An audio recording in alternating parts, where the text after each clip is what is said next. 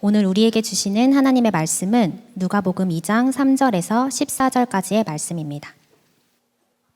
모든 사람이 호적하러 각각 고향으로 돌아가매 요셉도 다윗의 집 족속이므로 갈릴리 나사렛 동네에서 유대를 향하여 베들레헴이라 하는 다윗의 동네로 그 약혼한 마리아와 함께 호적하러 올라가니 마리아가 이미 잉태하였더라.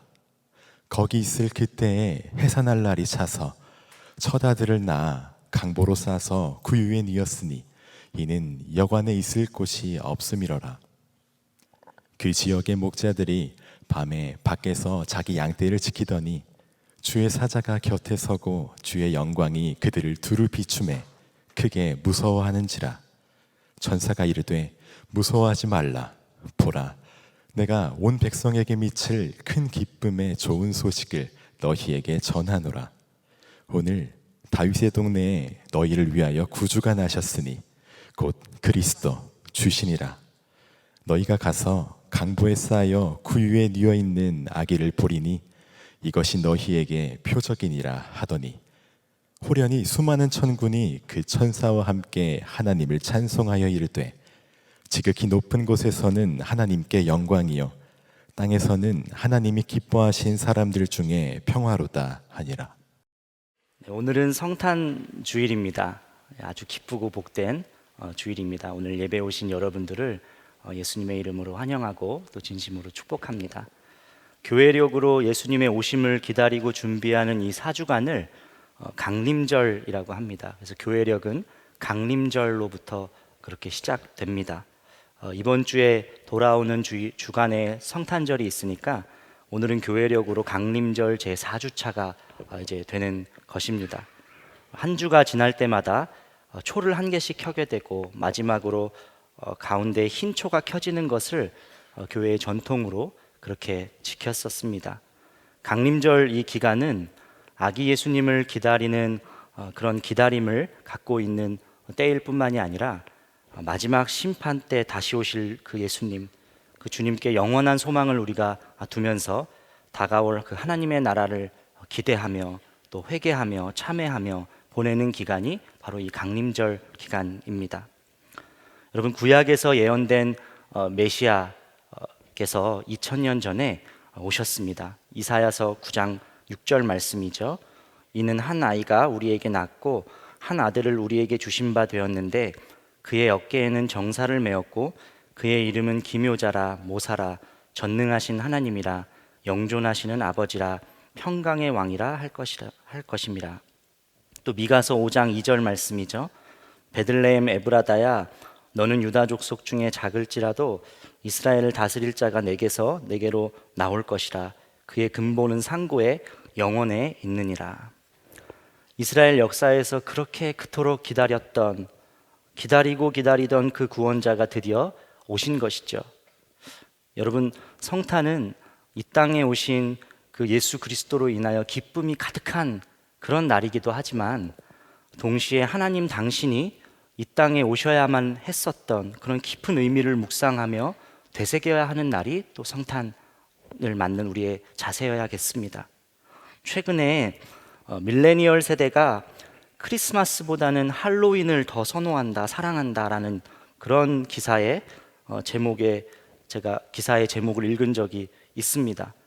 작년도 서울교통공사가 집계한 지하철 6호선 그 이태원역 이용객의 추이를 보면 가장 높은 승객을 수치를 기록한 달이 할로윈 데이가 있었던 10월 달이었다는 거예요. 10월 한 달 동안 약 한 130여만 명이 승차했었습니다. 이전까지는 연말 크리스마스 연휴가 있는 12월이 당연지사로 많은 그런 달이었는데 120만 명, 12월에는 120만 명이었던 거에 비해서 10만 명이나 할로윈 데이 때 10월 달에 더 많이 사람들이 승하차를 했다는 것입니다. 그러면서 여러 방면에서 젊은 세대들은 할로윈이 크리스마스를 뛰어넘는 연말 최대 기념일로 자리매김하고 있다라는 내용의 그런 기사였어요. 마음이 참 이렇게 씁쓸하더라고요. 20, 30대가 할로윈 데이를 좋아하는 이유로 마스크를 쓰고 있으면, 변장을 하고 있으면 남의 시선을 신경 쓸 필요가 없고 그렇게 자기를 표현하고 자기 존재감과 억압으로부터 해방감을 그렇게 느낄 수 있기 때문이라고 합니다. 크리스마스 하면 가장 먼저 떠오르는 것은 사랑하는 연인, 가족들과의 그런 시간이래요. 할로윈은 그러니까 누구와도 편하게, 누구와도 즐길 수 있는 그렇게 노는 날로 인식되어지고 있고, 크리스마스는 사랑하는 연인이나 또 가족들과 함께 보내는 날의 이미지라는 거예요. 그런데 젊은이들은 할로윈을 더 선호한다는 겁니다. 이 세대가 소속감을 중요하게 여기기보다 자기 존재감을 갈망하는 경향으로 그렇게 흘러가고 있다는 것이죠. 여러분, 우리가 이 세상이 성탄을 어떻게 보고 있는지, 성탄이 어떤 방향으로 세상에서 흘러가고 있는지를 참 잘 읽어볼 필요가 있겠습니다. 점점 성탄의 의미를 중요시하기보다는 이벤트를 위한 목적에 많이 두죠. 연말 대목으로 여기고 또 상업적으로 많이 이용하기도 합니다. 그러니까 초점 자체가 다른 거예요. 예수님보다는 다른 것에 초점이 있는 것이죠.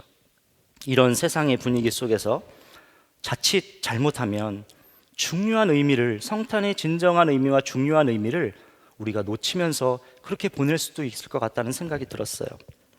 저는 여러분들이 성탄에 사랑하는 사람과 가족들과 행복한 시간을 보내기를 그렇게 바랍니다. 그런데 중요한 성탄의 의미를 놓치지 않기를, 이 땅에 오신 주님을 기억하고 묵상하면서 그 주로 인한 기쁨이 넘치고 감사가 넘치는 그런 기간을 보내기를 예수님의 이름으로 축복합니다. 예수님은 지극히 높으신 분이고 본질상 하나님과 동등하신 분이셨어요. 모두가 기다리고 있던 분이었지만 실제로 오실 때의 그 모습은 사람들의 축복 속에서, 축복 가운데 오신 것이 아니죠. 나라가 온통 호적조사로 떠들썩거리고 있을 때 주님은 아주 조용하게, 고요하게 오셨습니다. 출신도 나사렛 시골 출신이세요. 신분도 가난한 목수의 아들이십니다. 탄생하는 순간을 보면 평범하다 못해 어떻게 보면 초라해 보이는, 정말 이분이 진짜 만주의 주이시고 만왕의 왕이 맞나 헷갈릴 정도로 마굿간의 말구 위에 오셨고 가축의 염을 통해 그렇게 태어나셨습니다. 흔히 사람들이 기대하던 그런 메시아의 모습이 아니었다는 거예요. 빌리 그레엄 목사님이 한 번은 피츠버그에서 CCC 집회 강사로 그렇게 초청이 되셔서 그 강사를 인도하러 가셨는데, 거기서 한 일주일 동안 머물 호텔의 로비로 이제 들어가려고 팀원들과 함께 승강기에 올라갔었습니다. 이미 이제 로비에 도착하니까 이미 로비 안에는 이렇게 많은 분들이 이제 북적북적 거리고 계시더래요. 그 중에 사업가로 보이는 몇 사람들이 대화를 나누고 있는데, 그런데 가만히 들어보니까 무슨 대화를 나누시나 들어보니까 자기 이야기를 하고 있는 거예요. 한 분이 이랬습니다. 자네 그거 아나? 빌리 그레엄 목사님이 이 호텔에 머문다는 이야기를 내가 그 소식을 들었어. 진짜야? 꼭 한번 만나보고 싶어. 나 정말 그분 뵙고 싶었거든. 그렇게 대화하고 있는데 무리 중에 빌리 그레엄 목사님의 얼굴을 아는 사람이 있었던 거예요. 그래서 목사님이 웃는 것을 본 그 사람이 목사님을 가리키면서 이렇게 말했어요. 여기 이분이시잖아. 이분이 바로 빌리 그레엄 목사님이셔. 그때 목사님을 그렇게 한번 보고 싶다고 했던 그 사업가가 목사님을 보고서는 표정이 싹 달라지더래요. 소문으로 듣던 목사님이 너무 평범하시고 너무 약간은 초라한 행색을 하고 계시는 모습을 보고는 이내 실망한 거예요. 아니, 이런 완전 실망인걸? 너무 평범하시잖아.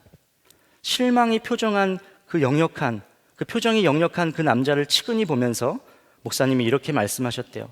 지금 당신이 보고 있는 모습이 제 전부입니다. 아마 그 사업가는 빌리 그레엄 목사님을 이렇게 상상했었을 때, 세계적인 부흥가, 세계적으로 유명한 목사님을 그렇게 상상했을 때 얼굴에 후광이 비치고 보통 사람과는 모르는 어떤 다른 특별함을, 비범함을, 그런 것을 기대했던 것 같습니다.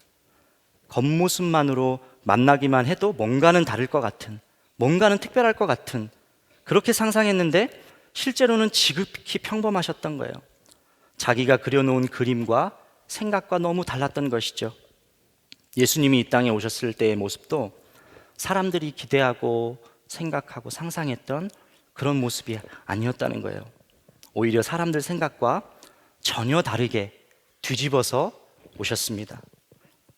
요셉과 마리아가 인구조사를 위해 베들레헴으로 가다가 마국간 말구유에서 태어나시죠. 누가복음 2장 6절 7절 말씀입니다. 거기 있을 그때에 해산할 날이 차서 첫 아들을 낳아 강보로 싸서 구유에 뉘었으니. 여러분, 어느 누가 메시아가 이렇게 올 줄 알았겠습니까? 기대와 예상과는 너무 달랐기 때문에 많은 이들은 예수님이 구주 되심을 몰랐고, 또 실제로 예수님이 오셔서 여러 가지 하나님의 말씀을 전하고 하나님 나라를 증거했을 때도 믿지를 않았습니다. 지금도 많은 사람들이 여러분 예수님 탄생 소식을 눈앞에서 놓치고 듣고도 지나칩니다. 자기가 생각하는 구원자라 여기지 않아서 복음을 들어도 그것을 믿지 못하는 것이죠. 또 바쁜 현실에 치여서 차일피일로 미루다가 놓쳐버립니다. 잘못된 목소리에 속아서 놓치기도 하고, 또 꼭 지금이 아니어도 다른 기회가 있을 것이라고 그렇게 생각해서 놓칩니다. 7절 하반절 말씀을 보면 첫 아들을 낳아 강보로 싸서 구유에 뉘었으니 이는 여관에 있을 곳이 없음이로라, 이렇게 말씀하고 있어요. 이는 여관에 있을 곳이 없었다라고 그렇게 기록하고 있습니다. 마리아의 출산이 임박하자 요셉과 마리아가 묵을 빵을 이곳저곳 급하게 발품을 팔면서 찾아 돌아다닌 거예요. 그런데 어땠다고요? 묵을 빵이 없었다는 거예요. 진짜 방 자체가 없었었는지, 아니면 마리아와 요셉의 그 가난한 행색을 보고 방이 있었는데도 내어주지 않았는지는 우리가 알 수 없는 노릇이지만, 적어도 출산이 임박한 산모를 보고도, 곤경에 처한 사람을 보고도 돕지 않았던 그런 강팍함과 놓쳐버린 것은 어쩔 수 없었던 현실인 것이죠. 마리아와 요셉을 놓쳐버린 이 여관 주인, 결과적으로 예수님의 탄생과 기쁨의 영광의 자리를 놓치게 됐습니다. 미국의 유명한 작가이자 목사님이신 프레드릭 비크너 목사님은 이 메시아를 놓친 여관 주인에 대해서 한 글을 쓰셨고, 이 여관 주인의 목소리를 그 글에서 들려주는 것이 있어요. 제가 읽어드릴게요. 나는 산전수전 다 겪은 사람이라네. 이상주의자가 아니라 현실주의자란 말이지. 여관을 운영하는 게 어떤 것인 줄 아나? 100만 그루 나무가 있는 숲에서 길을 잃은 것과 같아. 각각의 나무는 내가 해야 할 일이라네. 모든 침대에 깨끗한 침구가 깔려 있는지, 아이들이 겉옷을 챙겨 밖에 입고 나갔는지, 은행에 잔고는 충분한지 100만 가지 일거리라네. 그 사람들이 왔던 저녁 내가 또렷이 기억한다네. 임산부 특유의 느리고 묵직한 걸음이었네. 가난한 사람들의 어색한 침묵. 한동안 침묵이 흘렀어. 그 다음부터는 자네들이 이미 알고 있는 내용과 다르지 않아. 남은 방이 없다는 말은 거짓말이 아니었네. 정말 방이 없었으니까. 아니, 어쩌면 방이 하나 정도는 있었을지도 모르겠군. 내가 거짓말을 했을 수도 있겠어. 그날 밤 늦게 아이가 태어났을 때 나는 그 자리에 없었네. 숲속 어딘가에서 길을 잃었거든. 100만 그루의 나무가 있는 현실의 숲에서 말이지. 그래서 아기가 태어났을 때 그 자리에 없었고 난 아무것도 보지 못했다네. 하지만 이것은 분명히 안다네. 나의 진정한 사랑 말일세. 사람은 진정한 사랑이 찾아오기를 평생 기다린다네. 누구나 그렇지. 우리의 운명, 우리의 기쁨, 마음의 소원을 기다리는 거지. 이 말을 어떻게 해야 할까? 그가 왔을 때 나는 놓쳐버렸어. 여러분, 우리 주변에도 복음의 소식을 놓치는 사람들이 참 많이 있습니다. 때로는 우리 자신도, 나 자신도 현실의 산적한 문제와 일에 치여서 주님을 놓치는 순간이 얼마나 많습니까? 여러분 한번 생각해 보세요. 지난 주간을 살면서도 현실의 숲속에서 헤매다가 그때 주님이 거기 계셨는데 주님을 순간순간 놓치면서 살지는 않으셨습니까? 이 점에 있어서 우리가 늘 깨어 있어야겠어요. 또 주변의 세상의 예수님의 탄생의 소식을 놓치고 있는 사람을 위해서 우리가 늘 깨워서 기도하고, 그리고 그들을 깨워서 들을 수 있도록, 흔들어 깨워서 그들이 복음의 소식을 들을 수 있도록 계속해서 전해주어야겠습니다. 사실 하나님이 이 세상 성육신하여 오시기 전에도 하나님이 이 땅에 내려오셨다는 표현, 그런 이미지는 성경에 종종 등장합니다. 죄짓고 숨어있던 아담과 하와를 찾으실 때나 떨기나무 그 한가운데에서 그 모세를 부르셨을 때, 또 시내산으로 모세에게 계명을, 언약을 주려고 그렇게 부르셨을 때도 그랬습니다.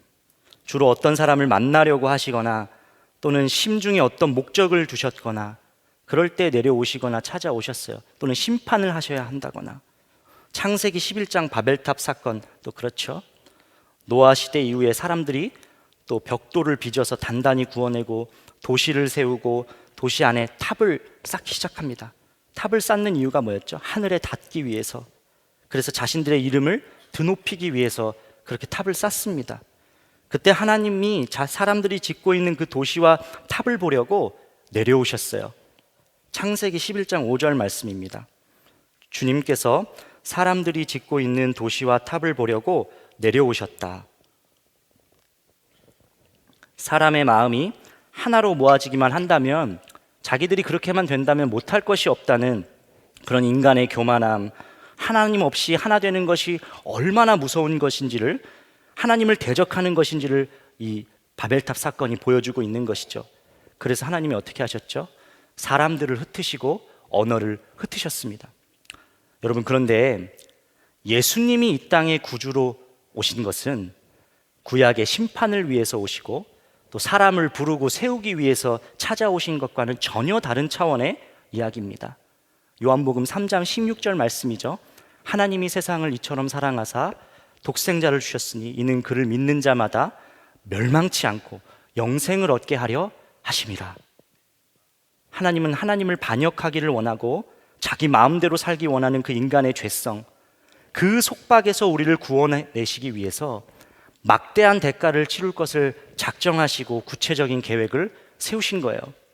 우리 스스로 들어간 그 노예 상태에서 해방시키기 위해서, 우리를 살리기 위해서 자신을 내어주셨습니다. 다만 그렇게 하기 위해서는 당신이 하신 말을 어길 수가 없으셨어요. 그래서 그 대가를 치르시려고 인간으로 오셨고 십자가에서 죽으셔야만 했었죠. 세상을 다시 찾기 위해서는 죄 없으신 분, 인자가 꼭 필요했는데, 그래서 동정녀를 통하여 예수님께서 태어나셨죠. 하나님이 인간이 되신 거예요. 하나님을 아버지로 둔 그 예수님은 인간의 그 깊은, 뿌리 깊은 그 죄로 오염되지 않았고 죄가 없으셨던 분이었기 때문에 가능했습니다. 인간을 살리기 위해서 끔찍한 고난을 당하셔야 하는 것도 알고 있었고, 그러나 우리를 사랑하셨기 때문에 자유를 위한 완전한 대가 지불을 그렇게 치르신 것이죠. 이것은 전에 구약 성경에서도, 성경 중간중간에서도 전에 하나님이 우리를 찾아오시고 내려오시고 한 사건과는 비교가 안 될 정도로 차원이 다른 사건이라는 거예요. 또 다른 중요한 차이가 있어요. 주님은 이 땅에 인간의 몸으로 오셨을 뿐만이 아니라 육신으로, 인간의 몸을 입고 육신으로 함께 사셨다는 거예요. 요한복음 1장 14절 말씀이죠. 그 말씀은 육신이 되어 우리 가운데 사셨다. 우리는 그의 영광을 보았다. 그것은 아버지께서 주신 외아들의 영광이었다. 그는 은혜와 진리가 충만하였다. 자, 인간의 몸으로 오셔서 우리와 함께 사셨다는 것이 어떤 의미일까요? 무슨 의미일까요? 우리와 경험을 공유하기로 작정하신 겁니다. 놀라운 의미가 이 속에 담겨져 있어요. 여러분, 예수님은 이 땅에 사시면서요, 나인성 과부의 아들의 죽음을 보면서 눈물 흘리시고 슬퍼하시는 모습을 보여주셨습니다. 그렇죠? 그리고 제자들이 전도하고 돌아와서 영혼을 구원했다는, 귀신이 떠나갔다는 그런 소식들을 전해주었을 때 예수님 안에 기쁨이 가득 찬 그 모습도 보여주셨어요. 또 시장하실 때 배고파하시는 그 배고픔도 보여주셨어요. 또 성전에서 매매 행위가 일어날 때는 어떻게 하셨죠? 불같이 화를 내셨어요. 진노하셨어요. 그런 모습도 보여주셨습니다. 다양한 감정과 고통을 느끼셨고 경험하셨다는 거예요.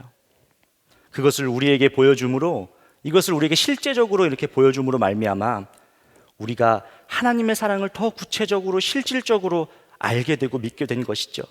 여러분 한번 생각해 보세요. 이 땅에 오지 않으셔서 주님이 우리에게 이런 감정을 보여주시지 않았다면 아마도 우리는 여전히 하나님 아버지를 우리와 멀리 계신 분, 우리와 거리감이 있으신 분, 전능하신 하나님 아버지라고만 생각했을지도 모르겠습니다. 하나님의 눈물, 아픔, 진노, 자기 사람들을 끝까지 사랑하시는 그 사랑, 약자를 향한 긍휼하심, 주님이 이 땅에 사시면서 보여주심으로 말미암아 그것이 하나님이 그것을 그대로 느낀다는 것을 알게 하셨고 하나님의 사랑을 더 실질적으로 우리가 깨닫게 된 것이죠. 주님의 간절함과 또 죄로 인한 고통도 더 실질적으로 우리가 느끼게 된 것이죠.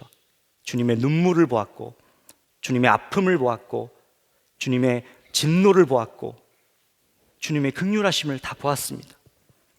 뿐만 아니라 주님이 이 땅에 사시면서 우리가 가지고 있는 감정을 그대로 공유하고 느끼셨다는 것은 주님이 내 마음과 감정, 내 아픔과 슬픔, 나의 가난함과 억눌림, 억울함, 기쁨, 갈급함 그대로 주님이 다 알고 계신다는 거예요. 똑같이 주님이 다 알고 계신다는 거예요. 그것을 우리에게 증거하고 있는 것입니다. 한 우화가 있습니다. 작은 여우가 깊은 웅덩이에 빠졌어요. 길을 가다가 깊은 웅덩이에 빠졌습니다. 그 여우가 너무 두려웠어요. 이런, 빠져버렸네. 어두워지고 있어. 아무것도 보이지 않아. 이곳은 너무 깜깜해. 너무 무서워. 그때 사슴 한 마리가 그 구덩이 속으로 머리를 집어넣고 동정어린 눈빛을 보냈습니다. 아이쿠, 정말 무섭겠구나. 두렵겠구나.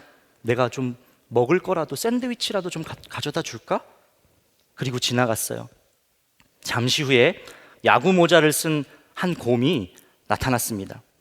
그 곰은 그냥 쳐다보는 것으로 끝난 것이 아니라 끙끙대면서 사다리를 가지고 왔어요. 그리고 구덩이 아래로 내려와서 여우 앞에 서서 그렇게 말했습니다. 아, 여기 밑은 이런 곳이구나. 이젠 걱정하지 마. 넌 혼자가 아니야. 많은 사람이 우화에 나오는 그 사슴같이 하나님은 멀리서 지켜만 보시는 분, 동정은 하시지만 실제적인 도움을 주시지는 않는 분으로 착각합니다. 그런데 여러분 아니에요. 이 땅에 오셨고 그리고 함께 사셨습니다. 자신을 희생하면서까지 우리 눈높이에 맞춰주셨어요. 우리를 향한 사랑의 깊이가 어느 정도인지를, 어느 정도 깊이인지를 보여주신 것이죠. 여러분 어떤 사람하고 대화할 때 벽에 말하는 것 같은 그런 답답함을 느낀 적이 있지 않으십니까? 그런 경험 있으시지 않으세요? 왜 그렇죠? 그 사람이 날 전혀 이해하지 못한다고 생각하고 내 감정도 상황도 마음도 공감하지 못한다고 그렇게 믿기 때문에 그렇죠. 설령 그 사람이 나에 대해서 진심으로 전하고 있다고 하더라도 공감이 안 되면 그렇게 생각되면 마음이 다치고 답답해지게 되는 것이죠. 왕이신 주님이 나의 눈높이에 그분이 맞춰주심으로 말미암아 하나님의 사랑이 실제고 그것이 진짜라는 것을 보여주신 거예요. 마음이 통하고 감정이 통할 정도로 공감할 수 있을 정도로 가까이 오셨다는 겁니다. 모든 것을 함께하는 이 친밀한 관계를 위해서 이 땅에서 함께 사셨어요. 결국 어디까지 오셨죠, 여러분? 세상 그 누구보다도 가까운 내 마음에까지 오셨습니다. 여러분 이것이 성탄의 기쁜 소식이고 복음입니다. 위대한 이야기죠. 성육신하여 오셨고 이 땅에 함께 사셨고 결국 내 마음에까지 오신 예수 그리스도, 이 놀랍고도 위대한 탄생 소식을 하나님이 오늘 양떼를 지키는 그 목자들에게 알려주고 있다는 사실을 우리가 한번 생각해 볼 필요가 있겠습니다. 메시아가 오신 것을 알린 대상이 유력한 권력자도 아니에요. 정치인이 아니에요. 돈 많은 부자도 부유층도 아니었습니다. 누구보다 성경을 잘 알고 있다고 했던, 박학다식했던 당시의 바리새인 서기관들, 율법학자들도 아니었습니다. 사회적 약자였고 소외된 가장 천한 직업 중 하나였던 목자들에게 알려주셨어요. 목자들은 하루 종일 가축과 함께 지내야 됐었습니다. 거짓말 잘하는 부류로 그렇게 사람들한테 인식되어졌어요. 그래서 혼자서는 법정의 증인으로도 설 수 없었던 사람들이 바로 목자들입니다. 그런 목자에게 천사를 통해서 예수님의 탄생 소식이 임했어요. 왜 그랬을까요? 여러분, 만약에 목자가 아닌 사회의 유력한 계층이나 권력자들에게 메시아 소식이 전해졌다면 이 복음이 그대로 사회적 약자들, 당시에 어렵고 힘들고 묶여있던 자들까지 전해졌을까요?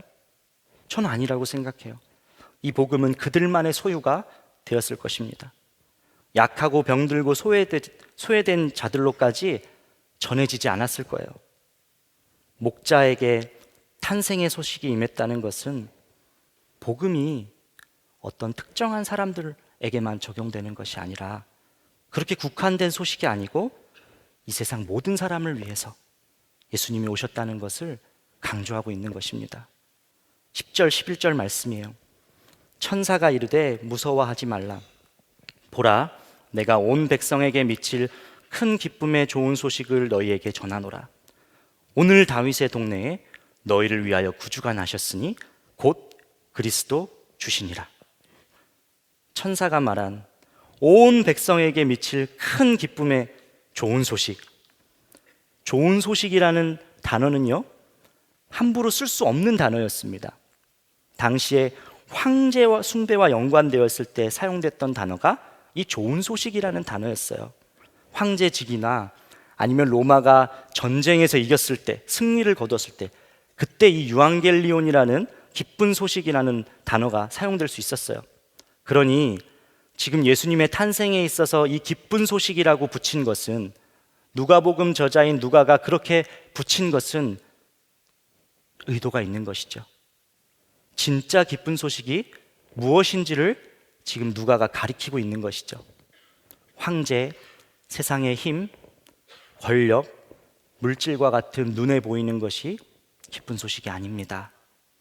그것이 기쁜 소식이 아니고 진정한 기쁜 소식은 지금은 초라하고 약해 보이지만 마국간에서 태어난 예수 그리스도, 구주로 오신 주님이 진짜 기쁜 소식입니다. 이것을 담고 있는 것입니다. 약하고 무시당했던 목자들에게 복음의 소식이 전해졌다는 것을 보면서 하나님께서는 가난한 심령, 낮은 마음을 갖고 있는 사람들에게 구원의 기쁨을 회복시켜 주시기 위해서 그들을 일으키고 그들을 다시 세우기 위하여서 움직이게 하시는 분임을 우리가 확인할 수 있어요. 14절에서 천사들은 구주를 찬송합니다. 지극히 높은 곳에서는 하나님께 영광이요, 땅에서는 하나님이 기뻐하시는 사람들 중에 평화로다. 천사들이 찬양을 해요. 여러분, 시공을 뛰어넘는 이 하나님, 이 땅에 오셨고 이 땅에서 사셨고 내 안에 오셨습니다. 여러분, 이 거리감이 느껴지십니까? 이 거리감이 느껴지십니까? 이 땅에 오셨고 우리와 함께 사셨고 내 안에까지 오셨어요. 점점 가까이 오고 있는, 그렇게 가까이 오고 계심을 보여주는 것 같은 이 거리감, 우리를 살리기를 원하시고 늘 함께 하기를, 동행하기를 원하시는 그런 주님의 마음을 여러분들이 느끼시기를 축복합니다. 주님이 인간을 얼마나 아끼시는지, 한 사람 한 사람을 얼마나 아끼시는지, 귀하게 여기고 계신지 증거하고 있는 거예요. 중세기의 위대한 신학자 안셀름은 이런 지적을 했습니다. 하나님이 사람이 되신 것은 인간이 얼마나 가치 있는 존재인가를 입증해 주기 위해서다. 여러분, 우리 모두 하나님이 존귀히 여기는 존재예요. 모든 것을 버리시고 이 땅에 오셔서 함께 하셨고 생명까지 주 존재, 그것이 저와 여러분의 존재입니다. 저는 아들, 딸 둘을 키우고 있습니다. 오늘 아까 영상에서 제가 긴장하면서 들었는데 아들, 딸을 키우고 있어요. 근데 이 아들, 딸이 모든 게 달라요. 좋아하는 것도 다르고, 노는 모습도 다르고, 친구 사귀는 것도 다르고, 사람들 대하는 방식도 너무 다릅니다. 특히 감정선이 많이 달라요. 아들은요, 좀 지적당하고 혼나도 금방 웃으면서 언제 그랬는지 잊고 금방 또 같이 잘 놉니다. 그런데 딸은 안 그래요. 딸은 뭘 잘못해서 지적하고 그래서 안 된다고 혼을 내면, 싫은 소리를 하면 가만히 저를 쳐다보면서 무슨 말을 안 해요. 저를 쳐다만 보고 있어요. 시간이 좀 지나서 뭐 이제는 저도 아무렇지도 않게 그 딸아이에게 말을 걸면 대답을 안 해요. 표정도 싸늘합니다. 왜 그러냐고 막 이렇게 제가 물어보면, 아빠가 아까 전에 나 혼냈잖아. 아빠가 언제 나한테 싫은 소리 했잖아. 지나간 말과 그때 감정을 다 이 딸아이는 좀 기억하는 것 같아요. 제가 솔직히 지금까지 그렇게 살면서 누구 눈치 보지도 않고 누구한테 그렇게 크게 구박받으면서 산 적이 없는데, 이 애한테는 정말 온갖 멸시를 다 받습니다. 한 번은 이제 아이와 놀이를 해주다가 제가 좀 진지하게 물었어요. 하라야, 넌 도대체 왜 이렇게 아빠한테 이렇게 까칠하게 대하니? 도대체 아빠가 뭐 때문에 아빠가 그렇게 싫은 거야? 제가 이렇게 진지하게 좀 물었어요. 그랬더니 딸아이가 가만히 한참 생각하더니 아빠는 못생겨서 그러는 거예요. 할 말이 없어요. 아빠야, 너 아빠, 너 아빠. 다른 사람 이야기하는 게 아니고 너 아빠야. 응, 못생겼어, 아빠는. 아주 단호합니다. 그래서 제가 그랬어요. 근데 너 그거 알아? 너 아빠랑 똑같이 생겼어. 너 아빠 닮았어. 그럼 애가 이제 막 자지러져요. 네. 아니야, 나 엄마 닮았어. 막 그래요. 근데 여러분, 실제로 부모 자식 간이 그렇게 닮을 수밖에 없죠. 어떻게 닮지 않을 수가 있겠습니까? 자녀가 아빠 말 듣지 않고, 또 때로는 떼쓰고, 또 싫다고 소리 지르고, 자기 멋대로 살려고 하고, 그렇게 못되게 굴어도 여러분, 그래도 자녀는 자녀입니다. 부모 속을 썩이고 뒤집어 놓는다고 해도 그렇게 속이 썩어 들어가고 뒤집히는 그 이유는 자녀이기 때문에 그래요. 상관이 없으면, 나와 관계가 없으면 속이 썩을 이유도 없고 마음이 아플 이유가 없는 것이죠. 그냥 두면 되는 것이죠.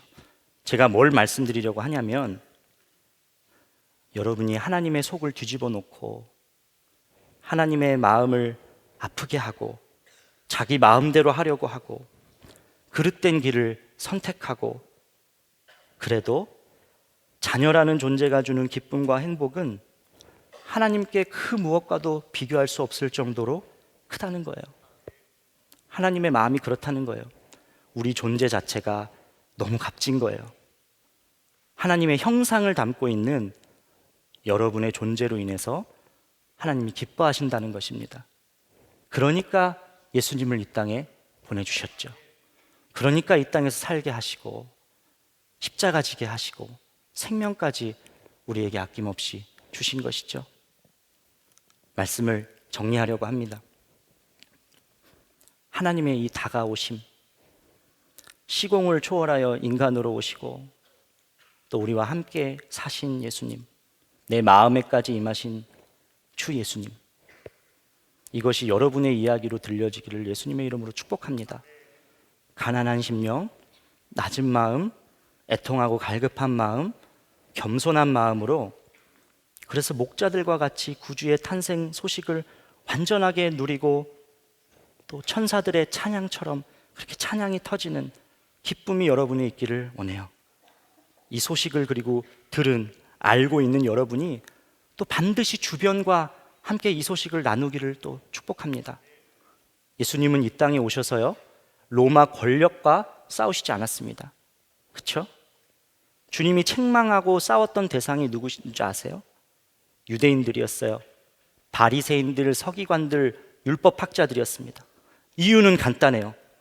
그동안 하나님을 자기들만의 전유물로, 자기만의 것으로, 자기들만의 것으로 생각하고 복음의 영광을 완전히 가려버렸기 때문에 그렇죠. 이 놀라운 복음의 소식에 누구도 예외가 없고 소외되지 않습니다. 모두를 위해서, 온 세상을 위해서 하나님이신 당신이 우리에게 오시고 생명을 주셨습니다.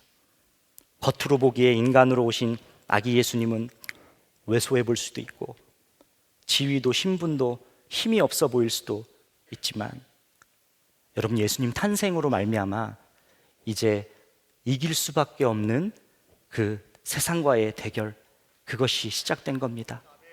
누워있는 아기가 세상의 참 왕, 이스라엘만이 아닌 온 세상을 위한 구주라는 것이에요.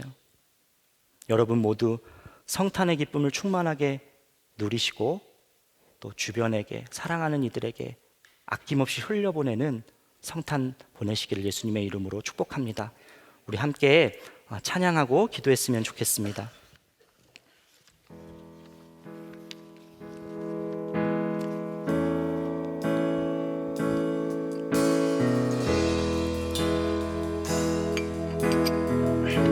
당신은 시간을 뚫고, 당신은 시간을 뚫고 이 땅 가운데 오셨네.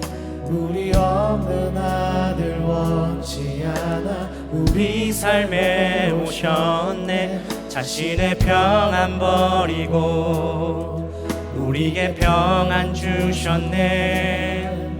가장 낮은 자의 모습으로 우리 삶에 오셨네. 하나님 우리와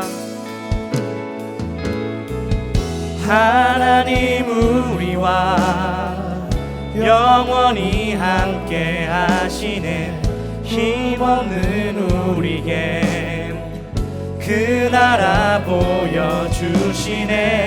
연약한 자들의 친구가 되어 주시고 힘없는 우리의 인생을 위로. 다 같이 일어나셔서 찬양하겠습니다. 당신은 시간을 뚫고, 당신은 시간을 뚫고 이 땅 가운데 오셨네.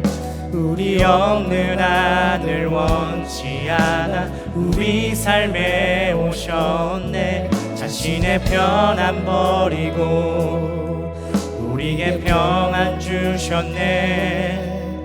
가장 낮은 자의 모습으로 우리 삶에 오셔. 하나님 우리와 영원히 함께 하시네. 꿈없는 우리에게 그 나라 보여주시네.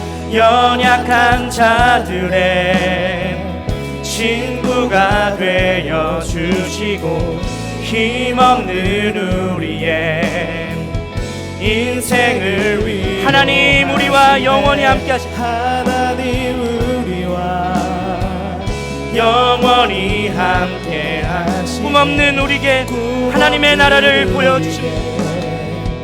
그 나라 보여주시네. 연약한 자들의 친구가 되어 주시고 힘없는 우리의 인생을. 하나님 우리와 영원히 함께 하십니다. 할렐루야. 영원히 함께 하시네. 꿈없는 우리에게 그 나라 보여주시네. 연약한 자들의 친구가 되어 주시고 힘없는 우리의 인생을 위로하시네. 우리 시간 두 번에 나눠서 합심하여 기도하기를 원합니다. 오늘 11절 말씀에 오늘 다윗의 동네에 너희를 위하여 구주가 나셨으니 곧 그리스도 주시니라 말씀하셨습니다. 여러분, 주님은 우리를 위하여 모든 것을 뛰어넘어서 오셨고 이 땅에서 사셨고 내 안에까지 임하셔서 영원히 함께 살아가십니다. 우리가 이렇게 기도했으면 좋겠습니다. 이 성탄의 소식이 우리 심령 기쁨이 되게 하여 주시옵소서. 주로 인한 기쁨이 충만하게 하여 주셔서 모든 불안과 두려움이 쫓겨가고 기쁨이 터져나오게 하여 주시옵소서. 모든 것을 공감하시며 존귀히 여기시는 하나님 아버지께 나의 전심을 드리는 성탄 되게 하여 주옵소서. 우리 주여 한번 부르짖고 기도하시겠습니다. 주여! 오 사랑의 많고 하나님, 풍성하신 아버지, 하나님 우리에게 기쁨이 터지기를 원합니다. 주님, 하나님 내 마음에 오신 주 예수님으로 말미암은 내 안에 기쁨이 터지게 하여 주시옵소서. 하나님 나의 두려움과 나의 불안이 하나님 시간 다 몰아서 다 떠나가는 역사가 있게 하여 주시기를 원합니다. 주님, 하나님 주여 역사하여 주시옵소서. 주님은 우리를 위하여 모든 것을 지어넘어 오셨고 이 땅에서 함께 사셨습니다. 주님, 하나님 내 안에까지 오셨습니다. 주님, 이 성탄의 소식이 나의 심령 깊은 곳에서 찬양이 되게 하여 주시옵소서. 터져나오게 하여 주시옵소서. 모든 것을 공감하시고 모든 것을 아버지 하시는 주님께서 이 시간 우리의 심령에 왕으로 임재하여 주시옵소서.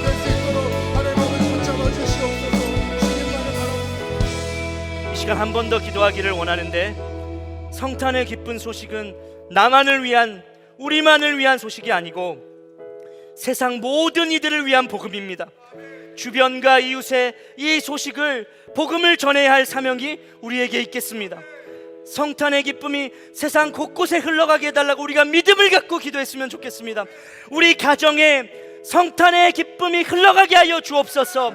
나의 직장에, 우리 학교에, 우리 사회 곳곳에 성탄의 기쁨이 흘러가게 하여 주셔서 특히 억눌리고 가난하고 애통하고 억울한 상한 마음을 가진 모든 이들에게 성탄의 소식이 구원의 소식이 되게 하여 주옵소서.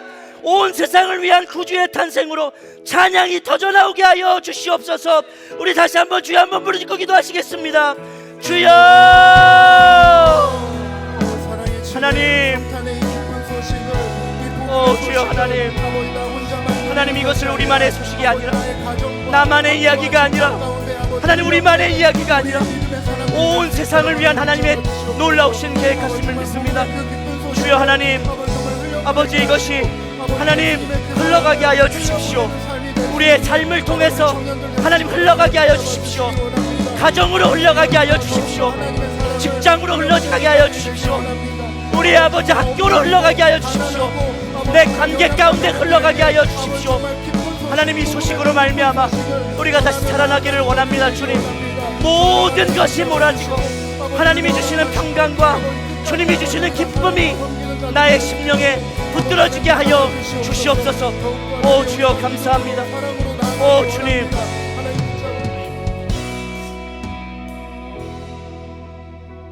은혜가 풍성하신 하나님 참 감사합니다. 이 땅에 오셨고 함께 살아가셨던 것을 통하여 아버지의 크고 놀라운 그 깊은 사랑을 보게 하시니 참 감사합니다. 우리를 위하여, 온 세상을 위하여 오신 복음의 소식을 우리가 놓치지 않기를 원합니다. 삶을 살아가면서 혹시 현실의 숲에 갇혀있는 자들이 있다면 모두 풀어지는 역사가 있게 하여 주옵소서. 주님으로 인한 기쁨이 회복되고 모든 두려움과 불안, 염려는 떠나가게 하여 주시옵소서. 기쁨으로, 주로 인한 기쁨으로 우리를 가득 채워 주시옵소서. 우리의 존재 자체를 기뻐하시고 우리를 받으시는 하나님 아버지를 향한 믿음의 눈이 우리에게 열리게 하여 주시고 무너지고 낮아진 마음이 회복되게 하여 주옵소서. 하나님, 여전히 복음의 기쁜 소식을 알지 못하는 이들이 주변에 참으로도 많습니다.